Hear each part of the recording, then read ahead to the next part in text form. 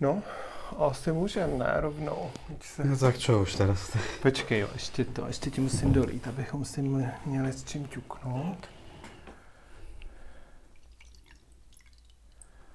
Tak.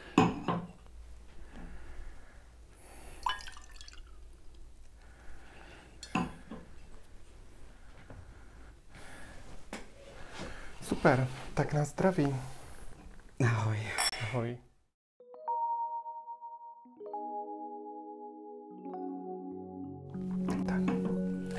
Tak přátelé, já vás vítám u dalšího dílu v tranzu, u dalšího příběhu rodičů. A dnes tady mám v křesílku poprvé tatínka, jím Peter. Ahoj. Ahoj.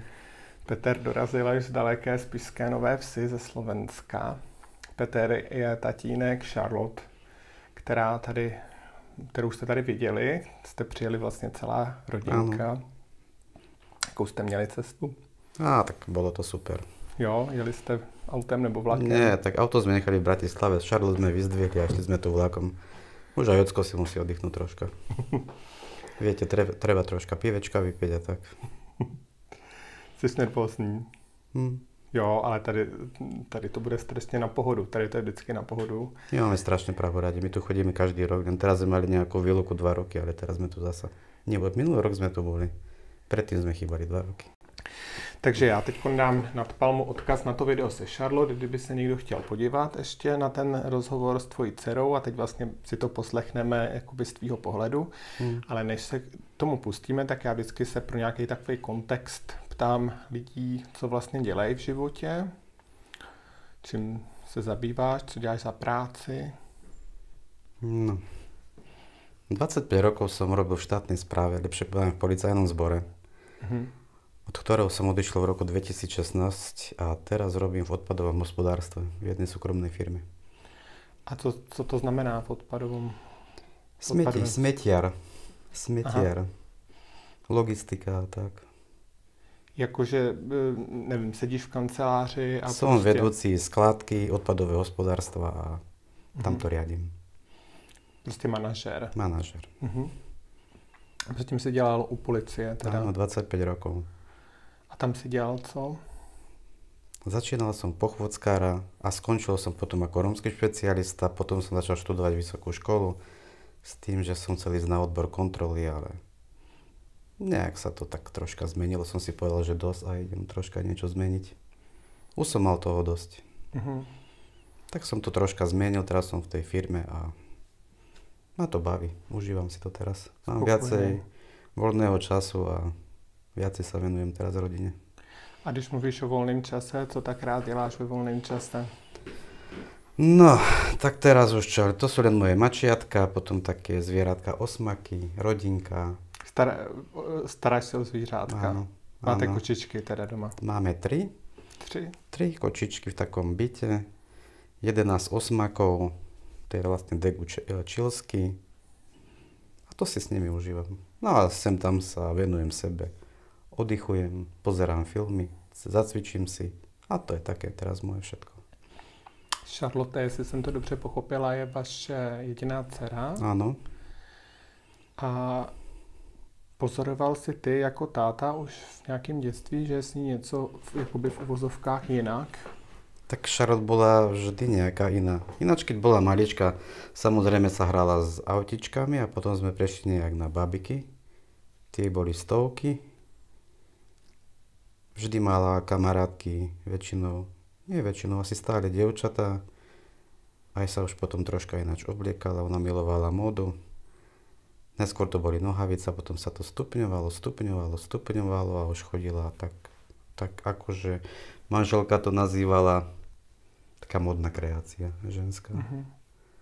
Ale vystupovala pořád jako chlapec. Áno. Ale bylo na ní vidět, že je něco prostě jinak. Áno, my sme ako aj tušili, že asi niečo je. Manželka sa jej stále pýtala, ale ona nám stále tvrdila, že sa cíti ako chlapec. Ale videli sme na nej, že asi sme sa tomu nejak nevenovali. Zažíval jsi ze svého okolí třeba přátel nebo já nevím, kolegů v práci nějaký komentáře na ten její vzhled? Nie. Když byla dítě? Nie. Nikdo si toho nějak, nebo třeba, nevím, prarodiče, nebo nikdo v rodině? Tak ako bývali sme 9 rokov u babky a tam boli také akože nekupujte jej bábiky, však sa stane potom dievča, také veci, ale my sme to brali tak, sa jej to páči, tak je to kúpime, však je to naše dieťa, ktoré máme radi. Ale počuli sme také niečo, ale v práci ne. Charlotte si taky tady sdílela, že zažívala docela drsnou šikanu, když byla na škole.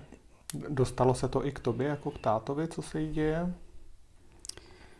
Jasné, to ten taký prvý príbeh bol niečo v škole, ja si to už dobre nepamätám. Viem, že sme boli aj za triednou a ona nám povedala, že ona sa o toto nebude starať, že to si máme vyriešiť sami. Skrátka, ruky od všetkého preč. Viem, že sme to boli riešiť aj s manželkou, ale to sú už také, ja si to dobre nepamätám, to skôr je manželka, ale sme to riešili. A bola aj troška iná šikana, to už bolo také tvrdé, to už bolo to také, vytvorila sa taká skupina detí a napísali jej na Facebook, že ju treba obesiť, odrezať jej hlavu a takéto veci. Tak to už bolo také, tak sme to začali riešiť, nebolo to riešené s políciou. Ja v tom čase som bol policajt, tak som si poprosil aj kolegov, ktorí mali tých známych, čo to boli zainteresovaní, tak im vysvetlili nejaké určité veci, že aby prestali. Po niektorí aj prestali.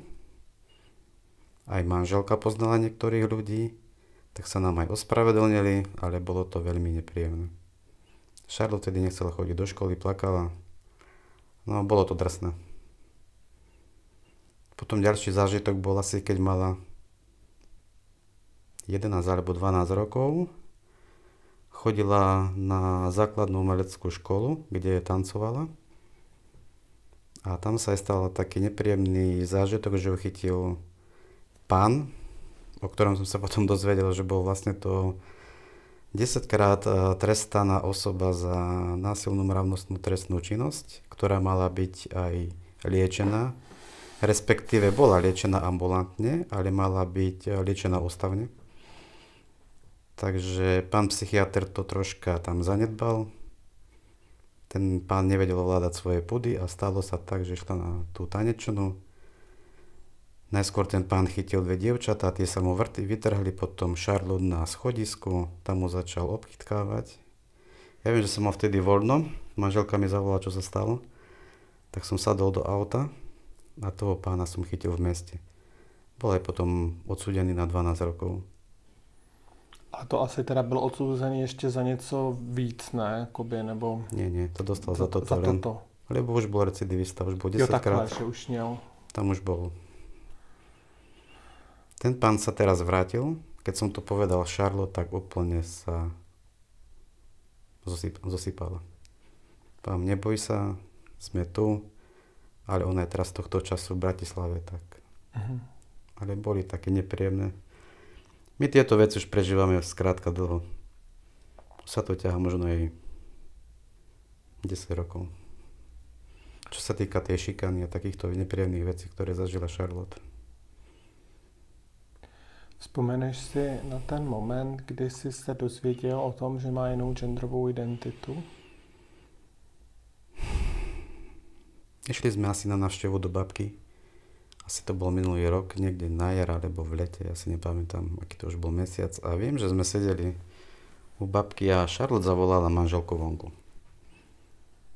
Prišli zvonku také vyplakané.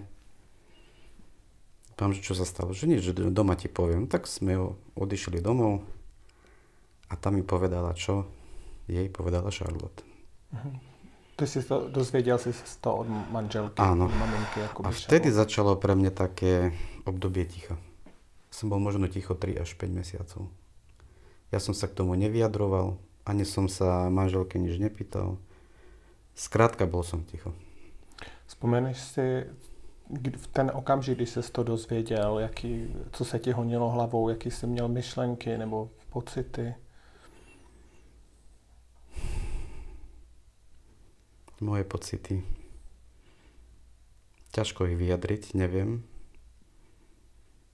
Možno som sa začal bať. čo sa stane teraz, ako bude žiť v tejto spoločnosti. Možno toho bolo viacej, ja si už nepamätám. To bolo asi taká bomba pre mňa, že... Hovorím, pre mňa začalo také obdobie ticha. Ja som sa nepýtal nič manželky a sme sa akože bavili ako normálna rodina. Dělali jste prostě jakože nic. Tak. A také správanie bolo aj z manželky a potom jedného dňa mi povedala tak dosť. Ona začala si študovať nejaké veci, začala počúvať. V našom meste žije jedna naša veľmi dobrá kamarátka. Je to náš aniel, je to Zara Kromková, ktorá je tiež transrodová žena.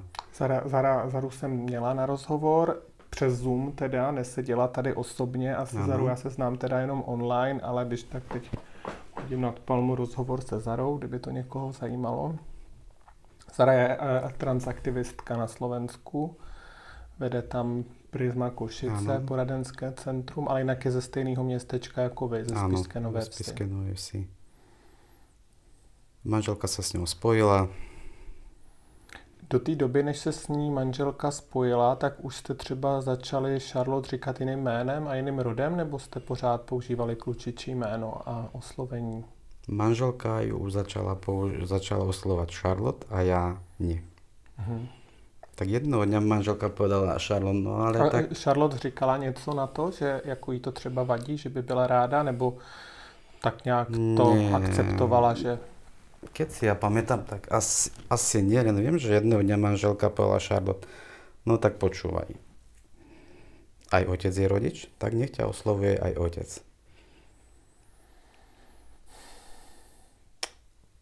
A ja si na túto chvíľu nepamätám, keď sa to stalo, keď som nejak vybuchol. Ja si to vôbec nepamätám. Viem, že manželka mi povedala, že som krmil mačata a ja som vtedy takže niečo vykrikol v takej zlosti, že nie, pre mňa to bude stále a nebudem tak oslovovať. A ona povedala, nie, to sa nezmení, už musíš tak oslovať. No tak ešte v ten večer som si dal ju do mobilu ako Charlotka, ale vieš, to oslovanie bolo také, nie že by som nechťec, ale ešte to také pamäťové, hej. Potom som si už aj ja hovoril, že v ženskom rode, no už také to bolo ako, hej. Ale zvykal som si dlho. A měl si pocit, že se do toho musíš nějak jakoby nutit, nebo to bylo... Možno zo začiatku, hej. Ale potom to už išlo. Ze začátku si to tedy, jestli tomu dobře rozumím, třeba Charlotte úplně jako nevěřil, že to je pravda, nebo... Nie, ja práve, že nemôžem tak povedať ako niekto, že však to prejde. Nie. Zobral som to tak, ako to je, len to oslovanie bolo ťažšie, hej. Ja ako otec nemal som pre ňu, že budeš toto a toto, takže ja to tak neberiem. Skrátka, ži si svoj život, byť šťastná. Ale nebolo to ľahké. Pak ste sa teda nejak seznámili s tou Zarou a... Manželka sa začala venovať tejto téme. A ona to potom tak na mňa prenášala. Nie, že všetko naraz, ale tak dávala mi to tak postupne. Takže ty to měl spíš od manželky, tak, ty informace tak. O téhle tématice, jestli jsi to třeba nějak aktivně nevyhledával nebo něco? Aj, ale hlavne od manželky. Lebo viem, že sme mali jedno stretnutie s tou Zarou, stela tam aj Charlotte, lebo je manželka. A vtedy sa posťažovala akože Charlotte, že ona sa ma niečo spýta a jej neodpovedám. Tak ja som tedy povedal, nechcel som ti odpovedať, lebo ja neviem, čo ti mám povedať a nechcel som ti ešte viac ublížiť. Nebol som v tej téme ešte tak. Povedám, ty ma starbe ako otca, ja tu budem tá tvoja stena a budem sa snažiť, aby ti nikto fyzicky neublížil. Takže... A teraz to už berem tak. Už je to tak a... Charlotte teda jí bylo 18, takže už byla plnoletá, začala teda brát hormonální terapii, k čemuž už nepotřebuje souhlas rodičů, když je plnoletá. Měl jsi okolo toho nějaký obavy, aby si třeba neublížila nebo něco?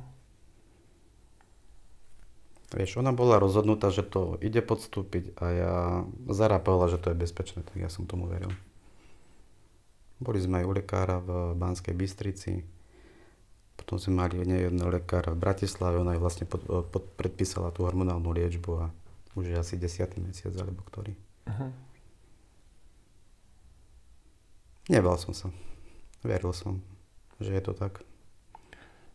Jaký potom bylo to, ty vztahy s okolím? Protože vlastně rodiče zažívají taky to, že se vlastně musí autovat svým způsobem. Co vaše okolí, prostě přátelé, širší rodina, nebo i ta blízká rodina, jak reagovali na tu Charlotte přeměnu? U nás to, jak to poviem po slovensky, to všetci sa hrajú na takých mŕtvych robákov.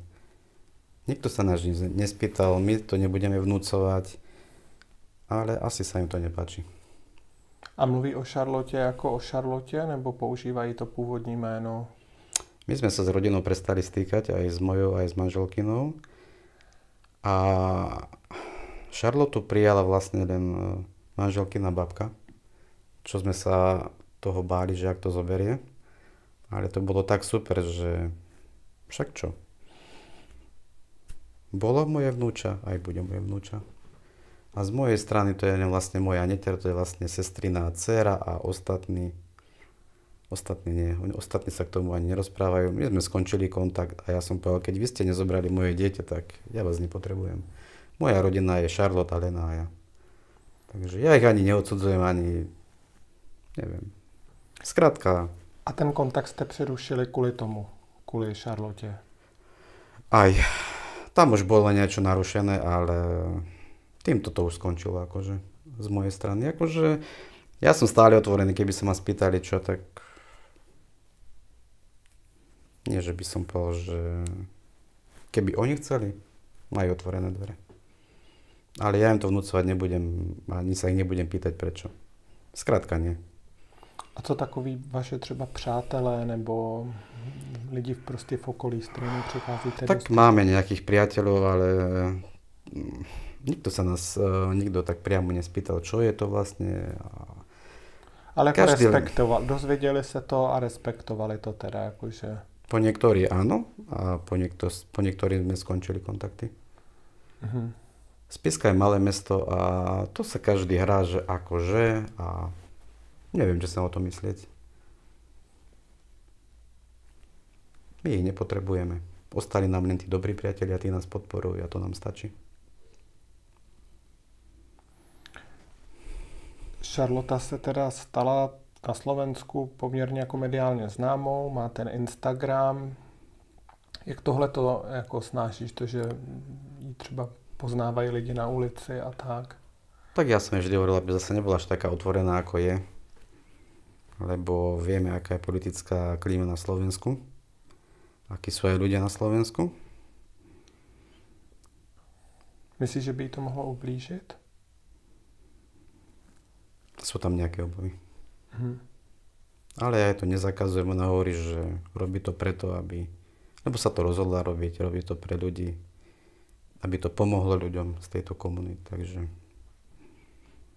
má je dosť veľa sledovateľov, ale tak dúfajme, že to niekomu pomôže. Ale ja mám nejaké obavy tam. Já si myslím, že to reálně pomáhá, jak jsem se s ní bavila, i že já mám taky tu zkušenost, že takhle o tom veřejně mluvím a dostávám zprávy od lidí, takže myslím si, že to je důležitá věc, co Charlotte dělá. A chtěla jsem se tě ještě zeptat, jestli jsi ve styku třeba s jinýma rodičema trans dětí, někde tam prostě z toho vašeho okolí. Sme, lebo my sme v takom združení rodičov a priateľov LGBT plus ľudí na Slovensku. Sme medzi prvými zakladateľmi a v tomto združení sme boli my, prví rodičia transrodového dieťaťa. A teraz sa už obracajú aj ľudia na nás s prosbou. Takže stretávame sa s ľuďmi, ktorí to potrebujú. Hlavne píšu manželky a sú to tiež len ženy. Máte nějaký webovky nebo nějakou facebookovou stránku nebo někam, kam se třeba rodiče, kteří se na to teďko koukají, můžou obrátit? Nie. Zatiaľ je to len cez telefon. Přes telefon. Cez telefon a potom sa to osobné stretnutie, takže vieme vycestovať za tými ľuďmi, keď sa dá. Ale kdyby se tam to někdo koukal, tak asi tu Prizmu Košice je nejlepší nějak skontaktovat. Tak. My, čo môžeme povedať rodičom, tým, čo nás kontaktujú, len čo my, ale čo sa už týka týchto odborných vecí, tak už dávame kontakt na Prizmu Košice. Jaký to pro tebe bylo, že vlastně najednou nemáš syna, jako pro tátu? Neviem, ja mám teraz dceru. Máš dceru, jestli jsi neměl nějaký takovej jako... Nemal som a teraz sa teším, že mám Charlotte. Viete, otec a mať dceru, tak to je... Pre mňa ja som hrdý otec teraz. Jak vnímáš ten fakt, že třeba Charlotte kvůli té hormonální terapii nebo případně i nějakým chirurgickým zákrokům nebude mít vlastní biologické děti? Toto mi vôbec nevadí. Keď budem mať deti, budú to moje vnúčata. Nad týmto som aj nerozmýšľal. Takže vždy to príjmeme ako svoje. Co bys viděl na tom pro tebe, jako pro toho tátu, co pro tebe bylo v nějakou chvíli jako nejtěžší na tom celém, na té celé věci?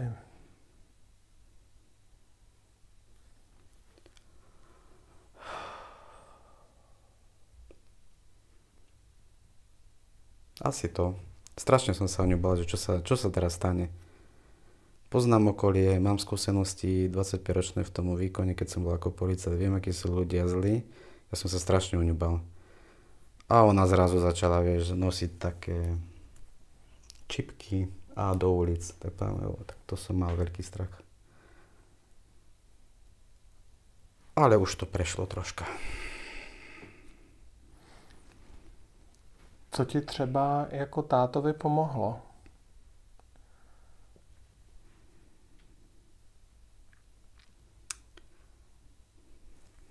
Ja neviem. Ja som mu tak prijal, aká je a pomohla mi manželka, pomohla mi aj samotná Charlotta. Ťažko sa mi k tomu vyjadrovať. Dokážeš nějak, nevím, se vcítit nebo pochopit ty rodiče, který ty svoje děti nepřijmou? Ako je mi ľúto tých detí, ale teraz neviem, prečo ich nepríjmú tí rodičia. Ťažko mi je povedať, či sa boja toho okolia, alebo že stratia, ja neviem, svoje zamestnanie, svojich priateľov. To by musel každý sám povedať, že prečo nie. Len to neviem pochopiť, je to ich dieťa. A stále to bude ich dieťa. A to dieťa treba milovať možno ešte teraz viac ako predtým, lebo to potrebujú. Takže neviem, prečo tí rodičia sú takí, akí sú daktori. Možno hlavne tí otcovia. Vieš, sa hovorí, že chlap by mal byť tvrdý, nezlomný. Možno, že niektorí rodičia, hlavne otcovia, už majú naškatulkované pre tých svojich synov, pre tie svoje dievčatá, čo budú v živote a naraz príde toto a asi tam im padne celý život. Poznám také povahy. Neviem. Preto chcem hovoriť, aby sa k ním neobracali chrbtom, aby bojovali s nimi, lebo tie deti to strašne potrebujú. A mne sa to podarilo, dúfam. Mluvil se tady o politické situaci na Slovensku. Jaká je rady pro český diváky? Jak tak poviem to, ako je zlá a bojím sa, že bude ešte horšie. V jakém smyslu? Dávajú toho ruky preč a vôbec sa k tomu nevyjadrujú. A nechcem dať čo povedať, čo nie je pravda, ale postavenie LGBT ľudí na Slovensku je zlé v tejto dobe. Tak neviem. A neviem, či bude lepšie. Asi toľko k politickej scéne na Slovensku. Je ještě něco důležitého, co jsme třeba zapomněli? Co by... Myslíš, že by bylo důležitý říct? Nebo nějakou třeba... Ja by som možno, keď som tu za otcov, povedal otcom. Neodvracajte sa od svojich detí. Moja manželka má taký pekný výraz. Dieťa nie je vec. Nejdeš do obchodu, si ho zoberieš a za 2 dní ho prídeš alebo za 2 mesiace reklamovať. Je to dieťa. Je to dieťa na celý život. Tak pri ňom stojte a pomôžte mu prekonať to ťažké obdobie. Lebo my sme tí, ktorí sme si vybrali tie naše deti, tak im to uľahčme a aby sa im lepšie žilo.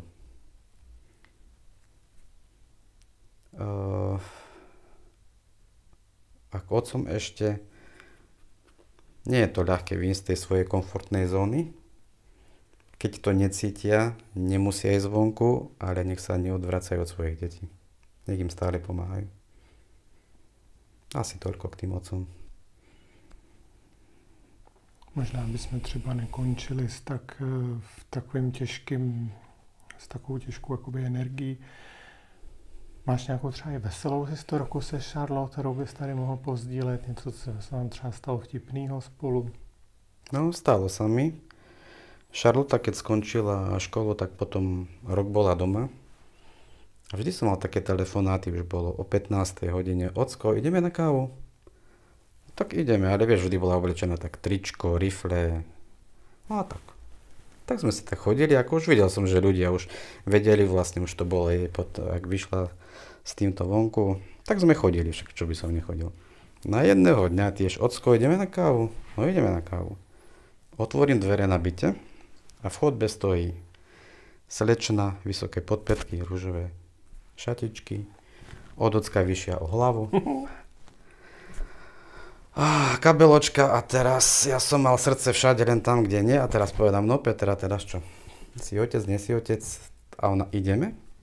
Tak ideme. Spiska, terasy, krásny slnečný deň a ideme si po tej našej pasáži. Si to vieš predstaviť, o hlavu vyššia, ešte si ma oblapila. No, tak to ako to bol zázrak, to bol zážitok a už som videl tie krásne pohľady ľudí a to šepkanie, všetko, ne? A ešte proti nám išla tak manželka ešte tie ruky, že sláva. A tak bolo to ťažké a teraz už spomínam na to ako také pekné. Bylo to stresující pro tebe v tu chvíli? Bolo, ale my sme mali jednu výhodu. My sme stále chodili, celá rodina po Spiskej, stále sme sa držali za ruky. My sa aj teraz držíme za ruky. Ja keď idem zo Charlotte, tak poviem, no taký starý a pozri sa, aká mladá. To sa mi stalo aj v Bratislave, keď sme boli v jednom nákupnom stredisku. Povedám, vieš čo, tu máš kreditnú kartu, ja idem vonku, vieš, my chlapi a nákupy, to je, no jasné, zlatokopka, detko starý, nie? Ja som sa tak smial nad tým už potom. A potom som šiel do toho obchodu, Charlotte mi dala tú kartu a povedala, Ocko, tu máš. A teraz som videl ako tie predavačky všetky červené, nie? Povedal, no dievčatka, tak čo, popýtajte aj svojho ocka, nech vám dá kreditnú kartu. Takže bolo to také pekné. Teraz už spomínam na to, také, iba na tie pekné veci. A teraz si už žijeme fajn. Kým nás Charlotte nevytočí, lebo je tvrdohlava. Jo, vytáčí vás niečo? A každý deň. Aj dneska. To je ako normálne. Co třeba provedla? Dneska? Boli sme na rajkách v McDonalde a samozrejme to, ona len pozerá vtedy na seba rýchlo povedala, a pre mamu kávu? Tak kávu je neobjednaná skrátka taká, no a potom začína zvada u nás už. Ja už nerozprávam, oni sa vadia. A to je tak, to je skrátka Charlotte, je tu raz pukne a koniec. Je proste tvrdohlava. Tak. Ale je zlata, ale je tvrdohlava, ale možno asi má byť pokom. Takže, ale já jsem rád, že ju mám. Tak Petře, já ti strašně moc děkuju tady za pozdílení. První tatínek, co přišel. Vím, že to je pro tebe asi velký vykročení z komfortní zóny. Měl jsi ten jeden rozhovor, jsem viděla právě to, proto jsem vás oslovila, že jsem viděla ten rozhovor, co jste měli se Zarou a s Robertem Furielem na tom Prideu v Košicích, což bylo asi tvoje poprvé, kdy si někdy mluvil takhle? To bylo prvé a něco strašné, jako je dneska, já jsem hotový. Jo? Jo, jasné. Tak já už tě nebudu díl trápit, většinou mám ty rozhovory kolem hodiny, ale jako na chlapa pol hodiny, já si myslím. Soucítím s tebou, vím, že to určitě nebylo pro tebe lehký a o to víc si toho vážím. Doufám, že to třeba pomůže nějakým tatínkům, co se teď koukají, co řeší takovouhle podobnou věc, jako vy doma.